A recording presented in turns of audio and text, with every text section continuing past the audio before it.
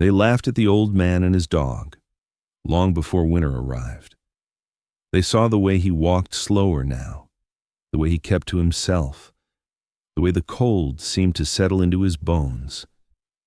To them, staying behind wasn't courage. It was stubbornness. They said he wouldn't last. They said the dog was just another burden. But what they didn't understand was this. Some people don't measure strength by speed, and some bonds don't weaken when the world grows colder. The first cold arrived quietly, settling over the small town like a held breath, the air thinning with frost as winter edged closer than anyone wanted to admit. The old man lived at the far end of town, where the paved road surrendered to gravel and the houses grew farther apart, as if even the land itself preferred distance.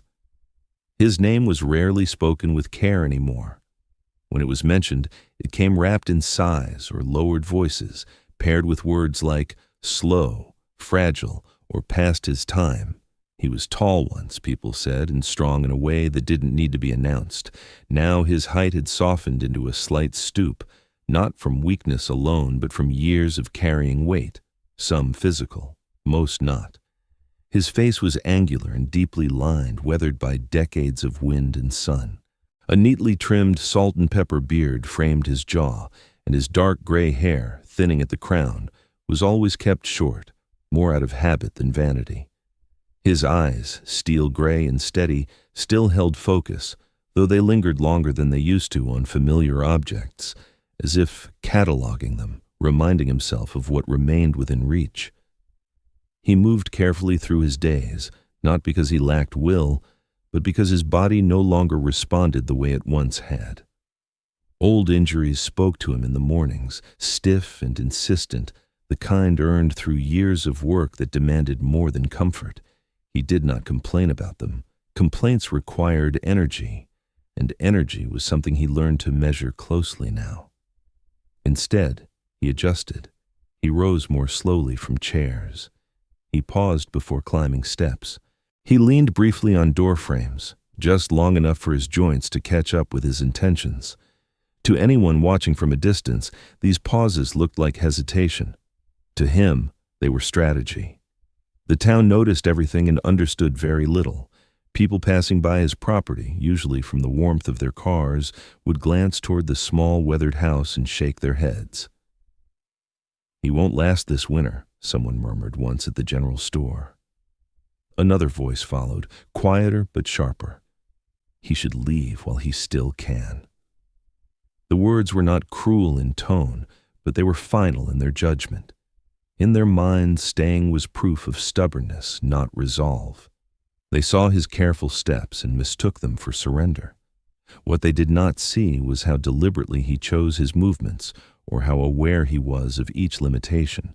He knew exactly what he could and could not do, and that knowledge did not frighten him. It grounded him. Fear came from pretending otherwise, from overreaching and paying the price. He had learned that lesson long ago, in years when mistakes were not forgiven easily. Those years had shaped his temperament into something quiet and restrained. He did not raise his voice. He did not argue when people spoke over him. When judgment came, he accepted it without reaction, not because it was true, but because he no longer felt the need to correct it. Inside the house, the air was warmer, heavy with the faint smell of wood and old fabric. The furniture was sparse but sturdy, chosen for function rather than appearance. Every object had its place, and every place had been earned through long use. Near the center of the room lay the dog, a large German shepherd whose presence filled the space in a way no furniture ever could. The dog was older too, though not yet fragile, his once black muzzle now brushed with gray. His coat was thick and sable-colored, well kept despite the season, and his amber eyes were alert even at rest. He was not the kind of dog that slept deeply. Even lying down, he remained aware, ears twitching at unfamiliar sounds, gaze lifting when the man shifted in his chair. The bond between them did not need explanation. It existed in the small adjustments they made for each other, The man never stepped without knowing where the dog was. The dog never settled until he knew the man was steady. When the man reached for his coat, the dog rose without instruction. When the man paused, the dog paused too. To an outsider, it might have looked like routine. To anyone who understood animals or people, it was coordination born of trust. The whispers grew louder as the days shortened. Winter forecasts dominated conversation. People stocked supplies, discussed travel plans, debated whether to leave town entirely until spring. The old man listened to these conversations without participating. He stood quietly at the edge of rooms, his posture relaxed but attentive, absorbing information without offering opinion. When someone finally asked him directly what he planned to do, the question carried an edge of disbelief. "You staying?" they asked, already certain of the wrongness of the answer. "Yes," he said simply. No explanation followed. He had learned that explanations invited debate, and debate implied doubt. He did not doubt his decision. He had measured it carefully, the way he measured every step now. Leaving would require resources, coordination, and a willingness to abandon a place that had shaped him. Staying required preparation, awareness, and acceptance of discomfort. Between the two, staying felt honest. Back at the house, he checked the windows, reinforcing seals he had already inspected twice that week. His hands moved with practiced precision, slower than they once had been, but no less sure.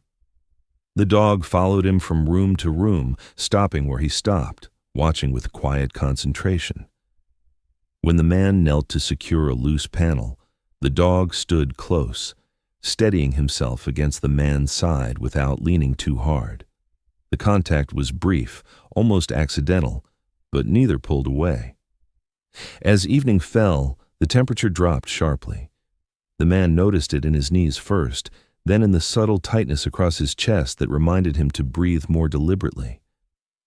He sat near the stove, adjusting his posture, until the ache dulled to something manageable. The dog lay at his feet, head resting on his paws, but eyes open, tracking the man's movements. Outside, the wind picked up, rattling dry leaves against the house. Inside, the only sound was the steady rhythm of breathing, two lives sharing the same air. People said he was weak because he no longer moved the way they remembered. They measured strength by speed and volume, by how loudly someone announced their presence. They did not recognize the discipline and restraint, or the endurance required to adapt without complaint. They did not see how carefully he conserved what strength remained, or how intentionally he spent it. As night settled fully, the man looked down at the dog and allowed himself a rare moment of acknowledgement. Not regret, not fear, just recognition. He was not as strong as he once had been, that much was true. But he was not finished, not yet. And neither was the bond that lay quietly at his feet, ready, patient, and unwilling to leave. The nights grew longer before anyone noticed, stretching quietly into hours that felt heavier than daylight ever had. Cold settled deeper into the house now, seeping through floorboards and lingering in corners no amount of careful preparation could fully keep away. The old man felt it most when he lay still, his body no longer distracted by motion. The aches that had once greeted him only in the mornings began arriving earlier, settling into his joints with a familiarity that was both unwelcome and unsurprising. He woke more often during the night, not startled, just aware. His breathing felt thicker, each inhale requiring a little more intention than the one before. He learned to pause between breaths, not out of fear but out of habit, letting his chest rise slowly, deliberately, the way he had learned to do years ago when rushing only made things worse. Pain, he knew, was easier to manage when acknowledged rather than resisted. When he pushed himself upright from the bed, he did so carefully, feet finding the floor one at a time. His hands rested briefly on the mattress edge, fingers spread, testing his balance before committing his weight. It was a small ritual, practiced and quiet, unnoticed by anyone who might have measured strength by how quickly a man stood. To him, this was strength now. control, awareness, knowing exactly how much he had to give. The dog was already awake when he rose. He always was. The German shepherd lifted his head at the first shift of movement, amber eyes tracking the man without urgency but with complete attention. His body followed a moment later, joints moving smoothly despite his age, coat brushing softly against furniture as he crossed the room. He did not crowd the man. He positioned himself close enough to intervene if needed, far enough to allow space. It was a balance they had found without discussion. As the days passed, the man noticed how tasks that once took minutes now demanded breaks. Chopping wood required pacing. Carrying supplies meant stopping halfway. He adjusted without frustration, breaking chores into smaller pieces, resting when his breathing told him to. He did not see these pauses as failures. He saw them as information. His body spoke, and he listened. What unsettled him was not the pain itself, but the quiet way it accumulated. It did not arrive suddenly or dramatically. It layered itself over time, turning simple actions into calculations. He found himself sitting more often, watching the light shift across the room, counting seconds not to pass time, but to let his heart steady itself again.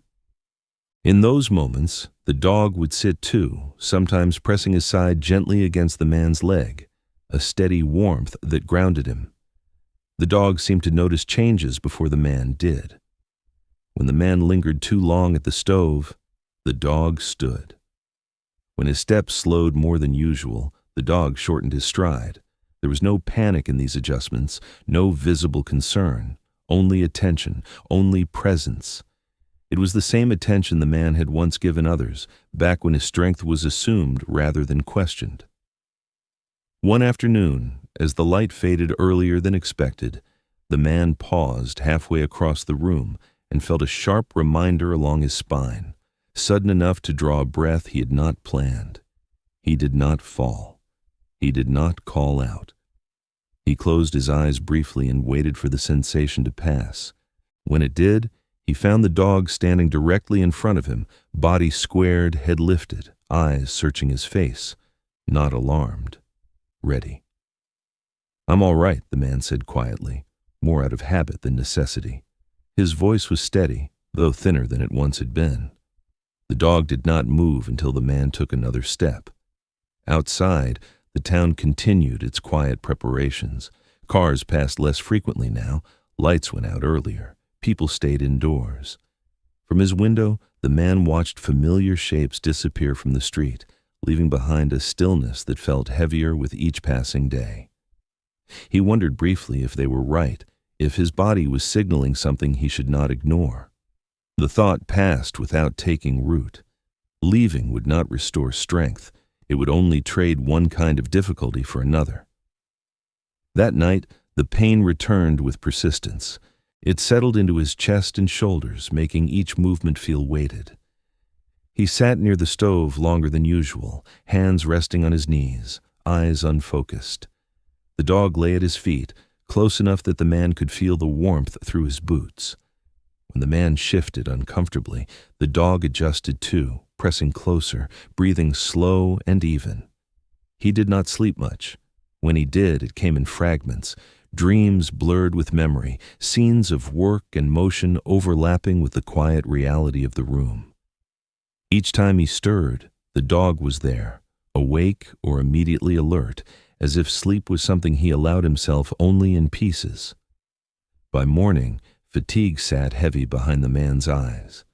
His reflection in the window glass looked older than he remembered, lines deeper, posture more guarded. He studied himself without judgment. This, too, was information. He would move more carefully today. He would do less. He would conserve what remained. The dog followed him as he moved through the house, never ahead, never behind. When the man stopped, the dog stopped. When the man rested, the dog lay close, head turned outward, listening for sounds beyond the walls. It was not protection born of fear. It was loyalty shaped by familiarity. People said the man was growing weaker. They were not wrong. but they mistook weakness for absence. They did not see the way he adapted, the way he measured his days, the way he accepted change without surrender. And they did not see the dog, adjusting alongside him, matching his pace, filling the spaces where strength no longer reached. By evening, as the temperature dropped once more, the man sat quietly, exhaustion settling into his bones. He closed his eyes, not to sleep, but to rest. The dog moved closer, pressing his shoulder gently against the man's leg, grounding him in the present moment. The man did not push him away. He allowed the contact, allowed the reminder. Strength was fading. There was no denying that now.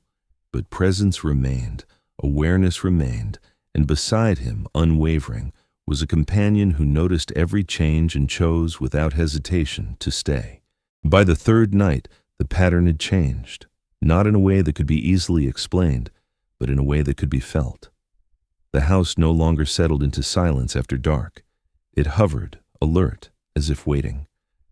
The old man noticed it first in the way the dog positioned himself, no longer choosing spots out of comfort, but out of function.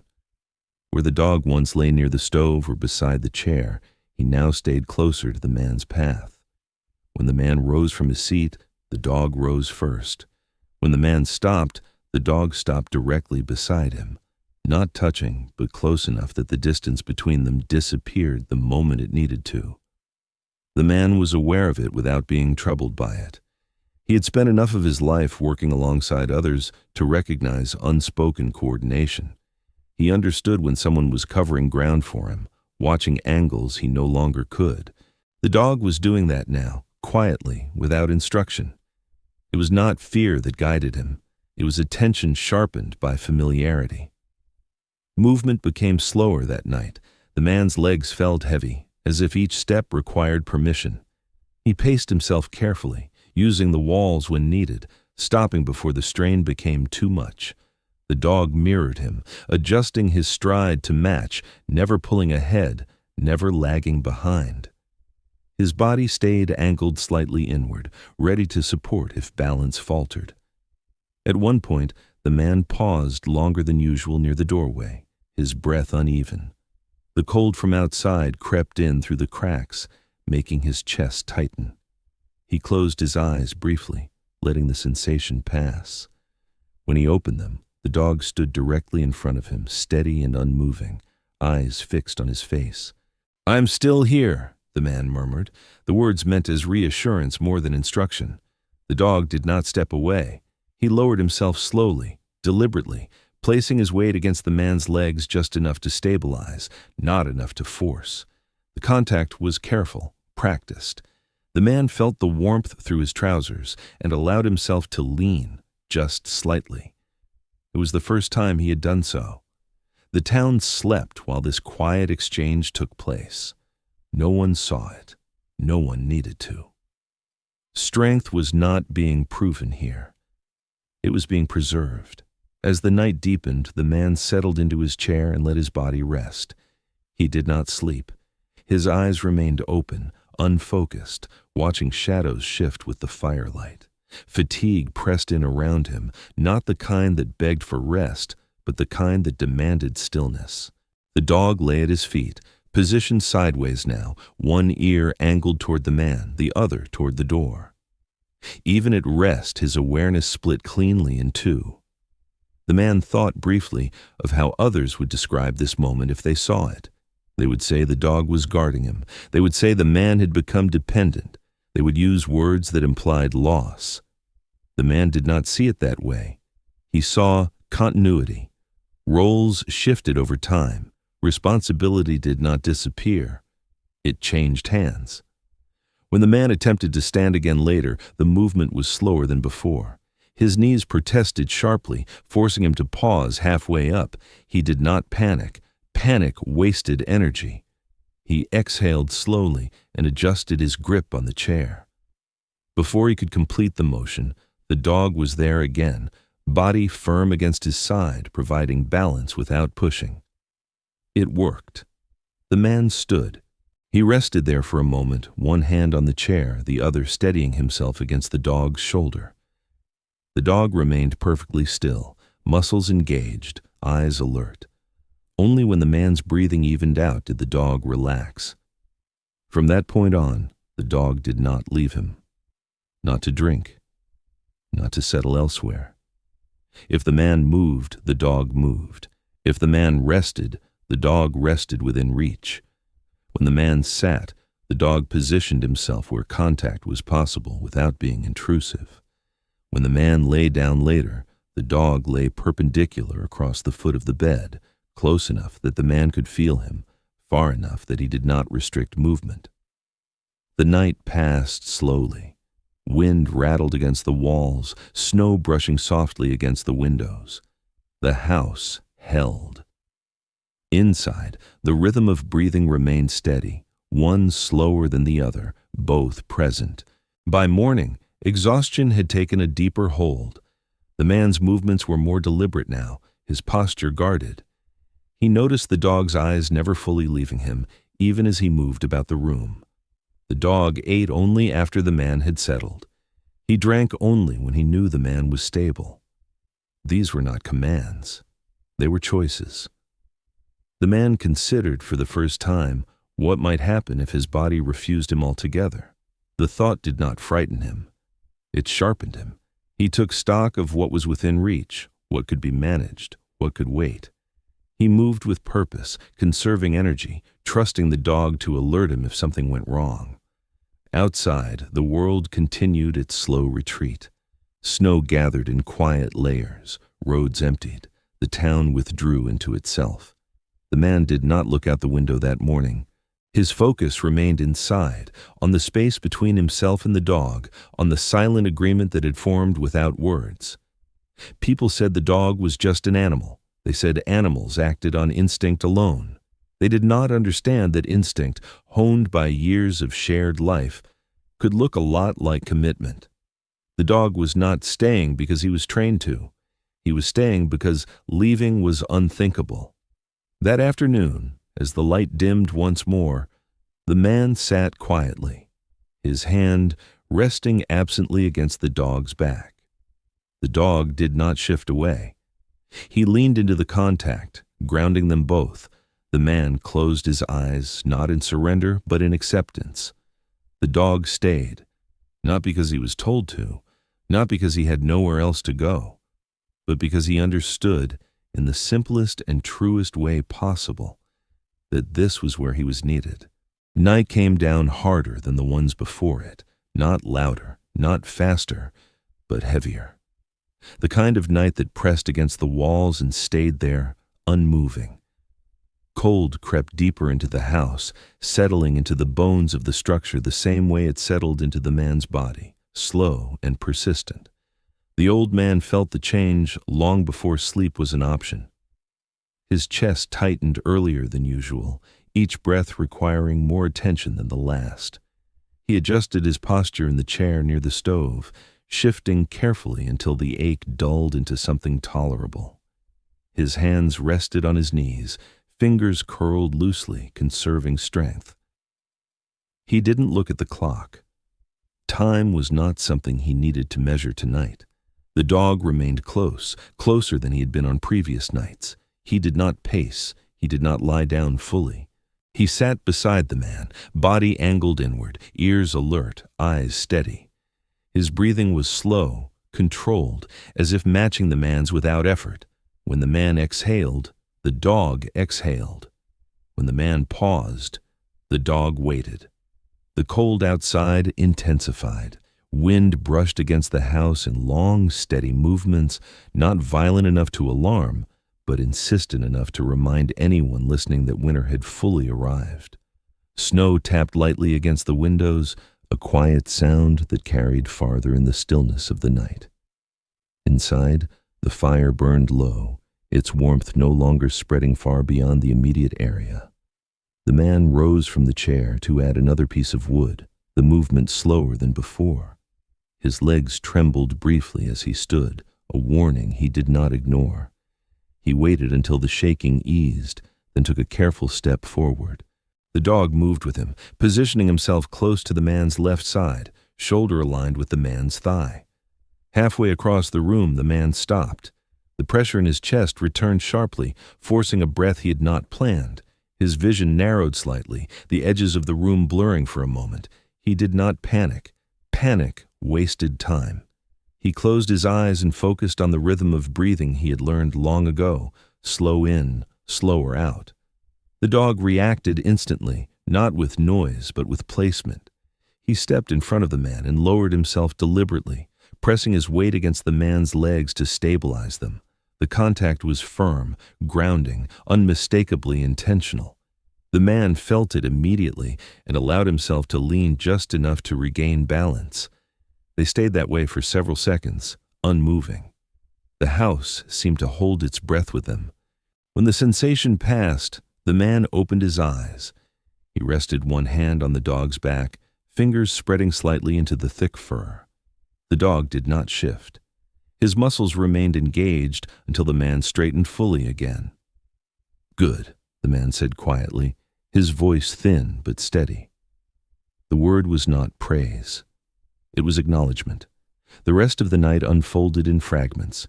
The man sat, rested, rose, and rested again, each movement calculated.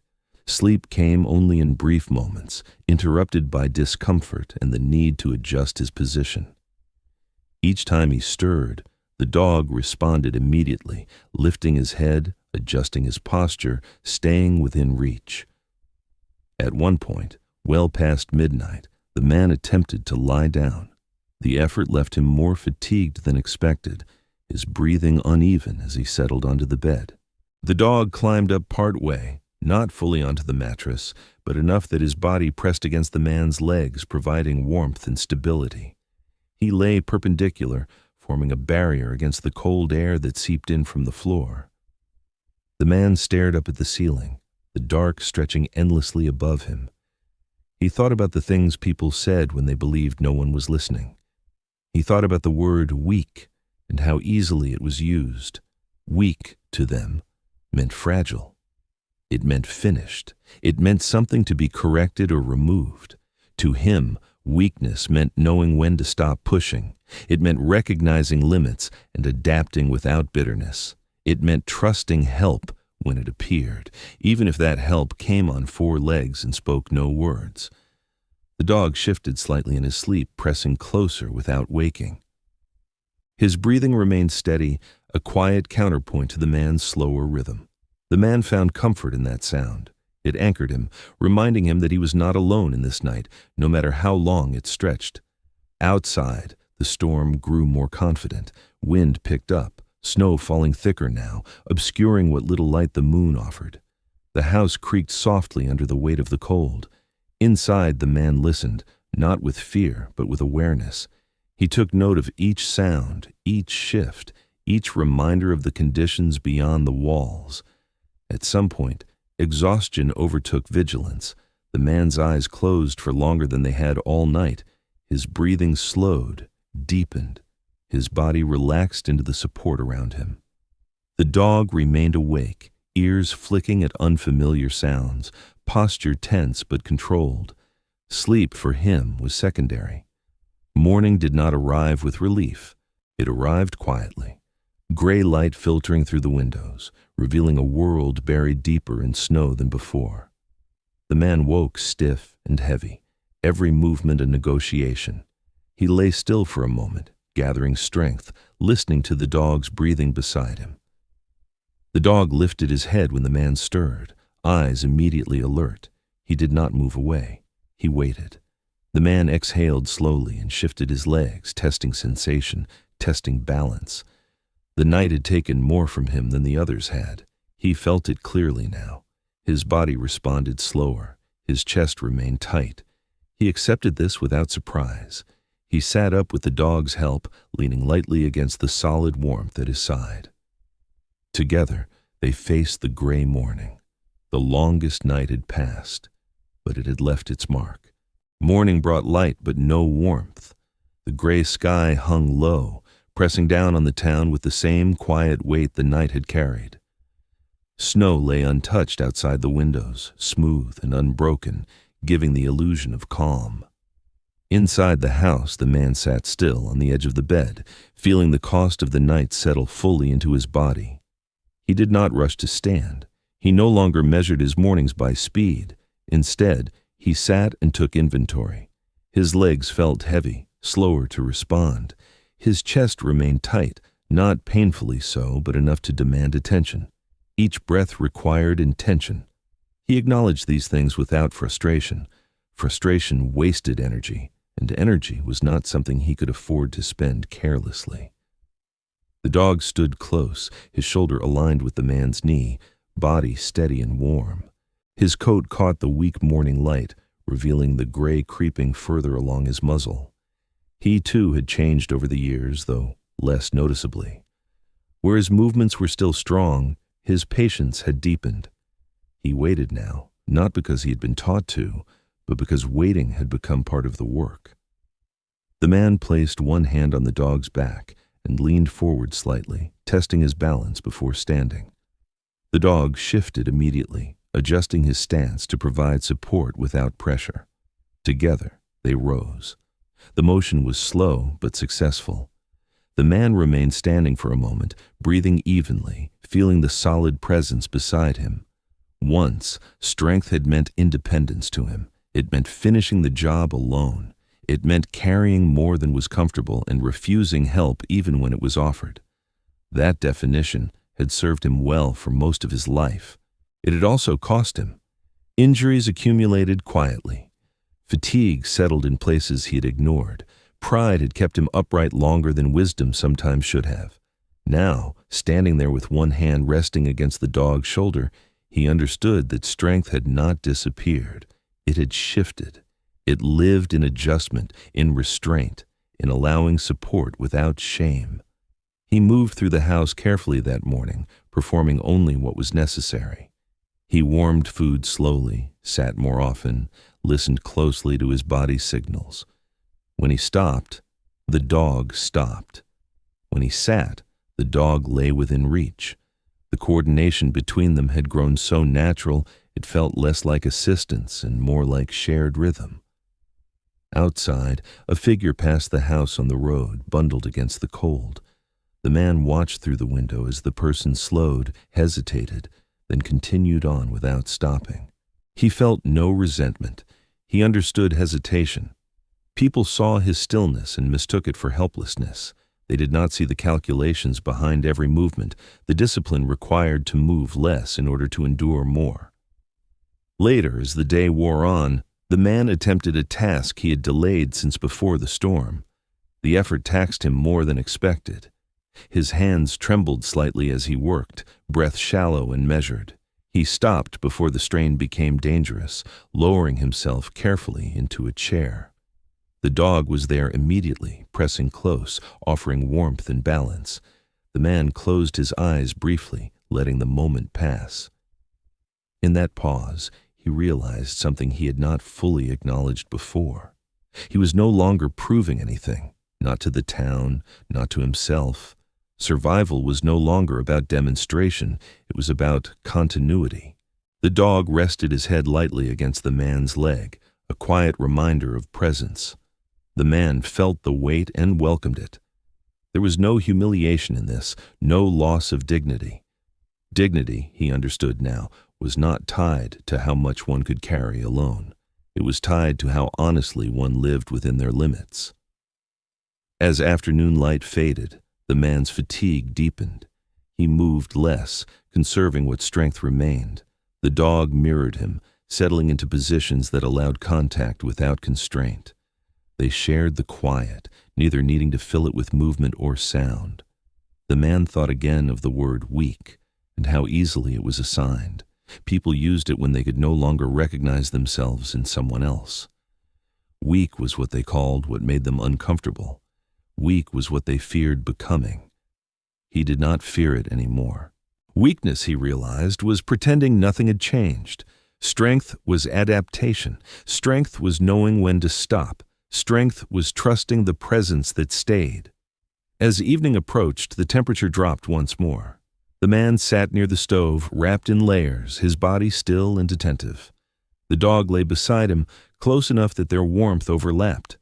The man rested his hand against the dog's neck, fingers curling slightly into thick fur. "All right," he said quietly, the word carrying acceptance rather than instruction. The dog did not move. He did not need to. Outside, the town remained distant, quiet, unaware of the small recalibration taking place inside the house. No one saw the shift. No one needed to. The measure of this moment was not public. The man leaned back and closed his eyes, breathing slow and steady. He felt tired, deeply so, but not defeated. The night before had taken much from him, but it had also clarified something essential. Strength had not left him. It had simply learned a new shape. The change did not announce itself. It rarely did. It arrived in the form of pauses, small, barely perceptible hesitations that lingered just long enough to be seen. The man didn't leave the house that morning.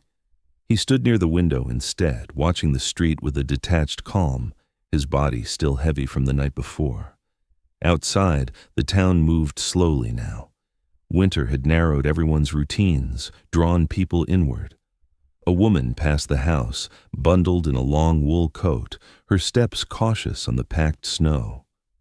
She slowed when she noticed the man standing at the window. Her name was Sarah. She had lived in the town most of her life, long enough to remember the man from years when his presence felt larger, more assured.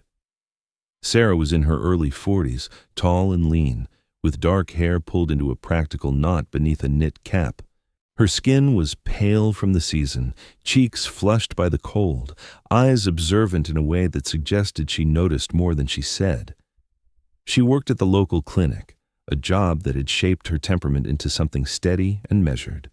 She did not panic easily. She assessed. She hesitated, then lifted a hand in a small, uncertain wave. The man raised his own in return, the gesture slower, but deliberate. The exchange lasted only seconds, but it left an impression neither of them ignored. Inside, the man turned away from the window and sat carefully. His chest felt tighter again today, the fatigue slower to lift. The dog followed and settled beside him, head lifting briefly toward the door before resting again. The man noticed how the dog's posture had changed over the last day, less movement, more stillness, as if conserving his own energy in response to the man's. Later that afternoon, a knock came at the door. It was not loud. It did not demand attention. The dog rose immediately, positioning himself between the man and the sound, ears forward but body calm. The man waited a moment before standing, testing his balance, then moved toward the door with measured steps. Sarah stood on the porch, boots dusted with snow, scarf pulled high against the cold. Up close, her concern was easier to see. Not alarm, not pity, recognition. "I was passing by," she said. "Thought I'd check in." The man nodded once. He did not invite her in immediately. He did not refuse either. He stood there, one hand resting lightly against the doorframe, the other near the dog's shoulder. "I'm all right," he said, the words true enough to stand on their own. Sarah did not argue. She had learned long ago that arguing with people about their limits rarely helped. Instead, she observed. She noticed the way the man stood, the way his weight shifted. She noticed the dog's position, close and attentive. Her gaze softened, not with judgment, but with understanding. "Good," she said simply. "If you need anything." Her sentence trailed off, intentionally unfinished, an offer without pressure. The man inclined his head. "I know." She stayed only a moment longer, then stepped back into the cold. As she walked away, she glanced once more toward the house, her expression thoughtful. She did not speak to anyone about what she had seen, not yet. Some things needed time to settle before they could be understood.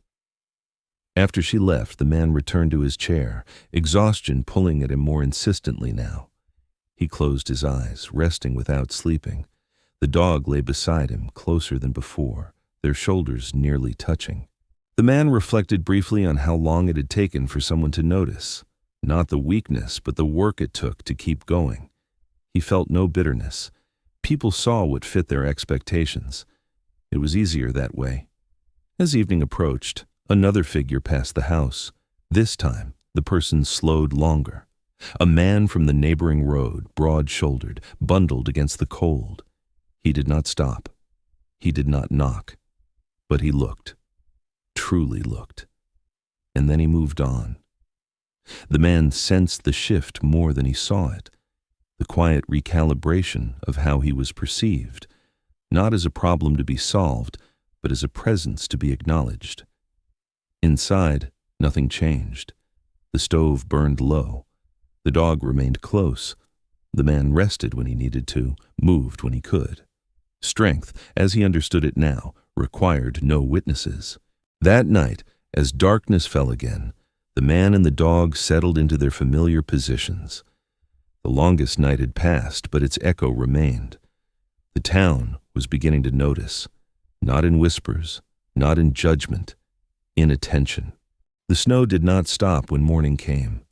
It softened instead, falling in smaller flakes that drifted rather than struck, as if the storm had spent what it needed to say. The world outside the house appeared quieter now, reshaped by the night that had passed. Nothing dramatic had changed, but everything felt altered. Inside, the man sat near the window, wrapped in layers, his body still carrying the weight of the previous days. He moved little, conserving energy, accepting stillness as part of the rhythm rather than a failure of it. His breathing was slower today, steadier, though each inhale still demanded care. He listened to it, measured it, respected it. The dog lay beside him, close enough that their warmth overlapped. His head rested against the man's leg, eyes half-lidded, but aware. Even at rest, he remained attentive, responding to the smallest shift in the man's posture. He did not need direction. He had learned the language of this body through years of quiet observation. The man thought about leaving again, not seriously, not as an option to be acted on, but as a comparison. Leaving would mean surrendering this space, this routine, this understanding between himself and the dog. It would mean starting over somewhere that did not know their rhythms, where help would come in forms that felt unfamiliar and heavy. Staying, he realized, was not stubbornness.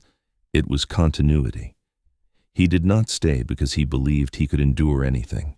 He stayed because he understood exactly what he could endure and what he could not. He stayed because adaptation had become his strongest skill. He stayed because the dog stayed. Later that morning, Sarah passed by again. This time, she did not stop. She did not wave. She simply slowed her steps for a moment, her eyes lingering on the window, on the outline of the man and the dog within. She nodded once, almost imperceptibly, and continued on her way. The acknowledgement felt complete without words. The man noticed it and allowed himself a quiet breath of relief, not because help had arrived, but because understanding had. He did not need to be fixed. He did not need to be moved. He needed to be seen. As the day unfolded, the man and the dog settled deeper into their shared rhythm. The man rested when his body asked him to. The dog adjusted when the man shifted. They moved together in small ways, efficient ways, ways that wasted nothing. In the afternoon, sunlight briefly broke through the clouds, casting a pale glow across the room. It illuminated the lines on the man's face, the gray in the dog's muzzle, the wear on the furniture that had held them both through many seasons. The man watched the light without urgency. He no longer felt the need to prove that he could keep up with time. He only needed to remain present within it. The word weak drifted through his mind one last time, not as an accusation, but as a question. He examined it carefully, the way he examined everything now. Weak meant lacking strength. But strength, he had learned, was not singular. It did not live only in muscle or speed. It lived in restraint, in patience, in choosing to stay connected when retreat would be easier. He placed his hand on the dog's back, fingers sinking slightly into thick fur.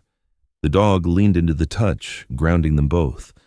The man felt tired, deeply so, but he did not feel alone. He did not feel afraid. Outside, the town remained quiet.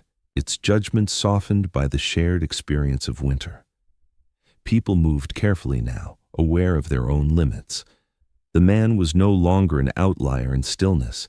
He was simply another presence adapting to the season in his own way. As evening approached, the man prepared for another night, not with dread, not with defiance, but with acceptance. He adjusted the fire, settled into his chair, and allowed his body to rest. The dog positioned himself where he always did now, close, attentive, ready.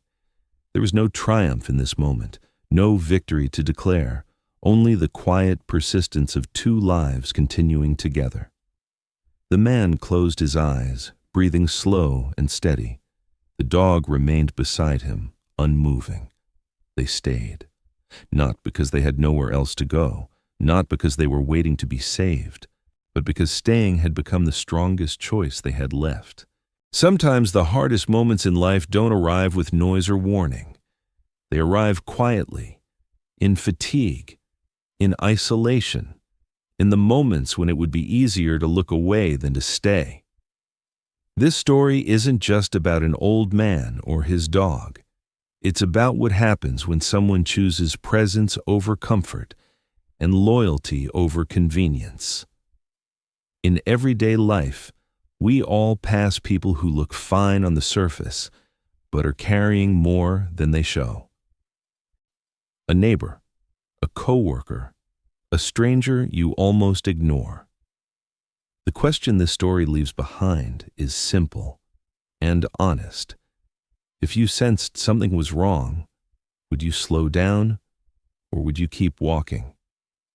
If this story reminded you of a moment when someone stayed for you, or a time you wish you had stayed for someone else, share that in the comments. Reading real experiences helps others feel less alone. And if stories like this still matter to you, consider subscribing. There are more waiting for you here. Winter eventually moved on. The town grew quiet again, and most people forgot the old man at the edge of it. But somewhere tonight, someone is choosing whether to stay or walk away. Someone is being underestimated, and somewhere, a quiet bond is being tested by the cold. That story hasn't ended yet. It's just beginning.